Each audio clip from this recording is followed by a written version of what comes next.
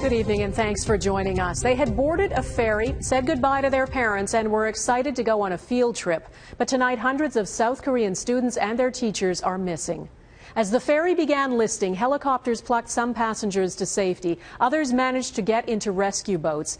And desperate parents waited on shore for word of who survived and who is still trapped. There were at least 460 people on board. Tonight, more than 280 are still missing. At least 6 people are confirmed dead. Our report tonight from Paul Johnson. These were the lucky ones, rescued from the fast-sinking ferry by Coast Guard helicopters. But there wasn't enough time for everyone. And at the point when the ship had capsized and almost completely sunk, hundreds were still missing. Freezing and terrified, some of the survivors gave their account of the sudden accident and then confusion on the passenger decks. The announcement told us that we should stay still, says this student. But the ship was already sinking, and there were a lot of students who did not get out of the ship.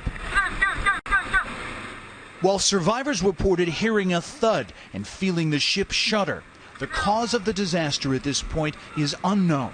Weather and sea conditions were not dangerous there this morning. Also unclear, why did it sink so quickly? And why no apparent attempt to get the passengers into lifeboats? The ship left a port near Seoul Tuesday night on a 4-day excursion to the resort island of Jeju, with 325 high school students on a group trip.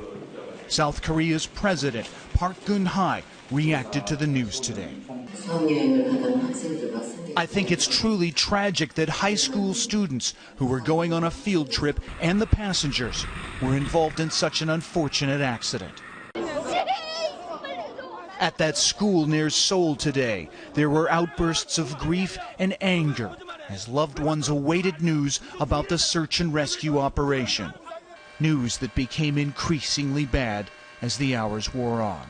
You saw some of the students there talking about how there were others who they saw who they think didn't make it off the ship before it sank. Could they account for some of those who are still missing?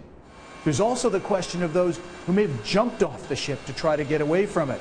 It's early spring here in East Asia, and the waters there are very cold and not survivable for more than a couple of hours. Well, there's a rescue operation that's still going on.